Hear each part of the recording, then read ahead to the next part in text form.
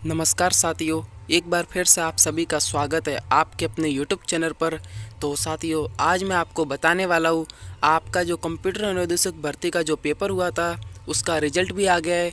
और जैसा कि सभी को पहले से ही पता था कि उसमें बहुत सारी सीटें खाली रहने वाली है और बिल्कुल वैसा ही हुआ। और इस वजह से बहुत सारे युवाओं में आक्रोश है। इतनी सारी सीटें खाली रह जाने के बाद अब कौन युवा जिसमें आक्रोश नहीं होगा। सभी युवाओं के मन में यही क्वेश्चन है कि सबसे पहला सवाल तो यही था कि आपने पेपर इतना हार्ड लेवल का क्यों दिया। तो आज के वीडियो में हम इसी के बारे में बात करने वाले हैं और साथ ही आपकी वेटिंग लिस्ट कब तक आ सकती है इसके बारे में भी हम चर्चा करने वाले हैं। यहाँ पर आप लोग देख सकते हैं कंप्यूटर अनुदेशक भर्ती नॉन टीएसपी में भी इतने पद रिक्त रहना गलत है, लेकिन उससे ज़्यादा टीएसपी के साथ गलत गए। टीएसपी के 878 पदों में से 692 पद अभी भी रिक्त है। मैं टीएसपी के अभ्यर्थियों के साथ हूँ। अभ्यर्थियों को न्याय दिलाने के लिए पूरी ताकत के साथ लड़ेंगे। साथियों, कुल मिला के यदि हम बात की जाए तो चाहे टीएसपी एरिया हो या नॉन टीएसपी एरिया, सभी अभ्यर्थियों के साथ बहुत ही नाइंसाफ़ी हुई है।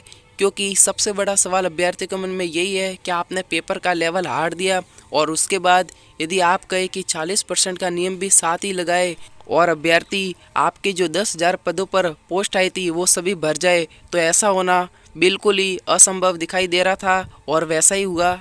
जितने भी हमारे युवा साथी है जो कंप्यूटर अनुदेशक भर्ती की पढ़ाई कर रहे थे और जब उनका रिजल्ट आया तो उनके सामने ये बड़ी परेशानी आ गई कि बहुत सारे अभ्यर्थियों का सिलेक्शन नहीं हुआ। इस वजह से काफ़ी अभ्यर्थी परेशानी में हैं। और सबसे बड़ी बात यह है कि आपका इतनी सारी सीटें खाली रह जाने के बाद अब आगे क्या होगा, तो अब हम इसी के बारे में बात करने वाले हैं। यहाँ पे आप लोग देख सकते हैं आपके लिए एक न्यूज़ है। 11 प्रश्नों का फेरबदल हुआ है फाइनल आंसर की में। कौन जिम्मेदारी लेगा? सब कुछ छात्रों की काबिलियत पे डालना सही नहीं। साथियों, कहने का मतलब यही है कि आपके ने जो आंसर की आई थी उनमें चेंज कर दिया है, तो अब जो कुछ भी होगा वो छात्रों के ऊपर ही ये जिम्मेदारी छोड़ दी है। तो ये बिल्कुल भी सही नहीं किया। इन सब बातों को ध्यान में रखते हुए आपके लिए एक ट्वीट भी प्राप्त हो रहा है जिसमें आप लोग देख सकते हैं यहाँ पे लिखा हुआ है 40% वाली शर्त हटाओ और भर्ती पूर्ण करो, या फिर 3,000 पदों पर दोबारा एग्जाम करवाया जाए। तुरंत आपकी राय क्या है? साथियों, यह आपके लिए बहुत ही अच्छा सुझाव है क्योंकि आपके 3,000 पद लगभग खाली है।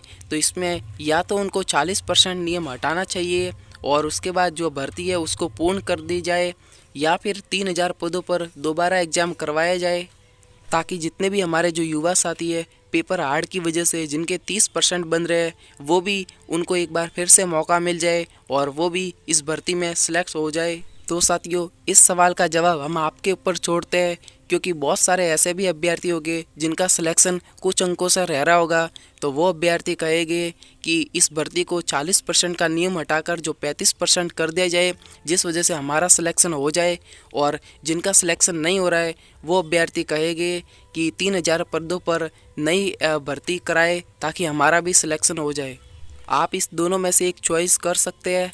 आप इसका जवाब हमें कमेंट बॉक्स में ज़रूर बताएं ताकि हमें भी पता चले कि आखिर आपकी क्या राय है। और यदि वेटिंग लिस्ट के बारे में बात की जाए तो वेटिंग लिस्ट के बारे में अभी कुछ नहीं कहा जा सकता क्योंकि अभी तक आपका जो रिज़ल्ट आया है इसके बाद कुछ समय लग सकता है और उसके बाद आपकी हो सकता है वेटिंग लिस्ट भी जारी हो। तो साथियों, अभी कुछ भी कहना जल्दबाजी होगा। और साथियों, यदि आपके मन में किसी भी तरह का डाउट है तो आप हमें कमेंट बॉक्स में ज़रूर बताएं और आप ये ज़रूर बताएं कि 40% नियम हटाकर 35% कर दिया जाए या फिर 3,000 पदों पर दोबारा भर्ती कराया जाए। आप अपनी राय कमेंट में ज़रूर बताएं और यदि आप हमारे चैनल पर पहली बार आए थे तो चैनल को ज़रूर सब्सक्राइब करें।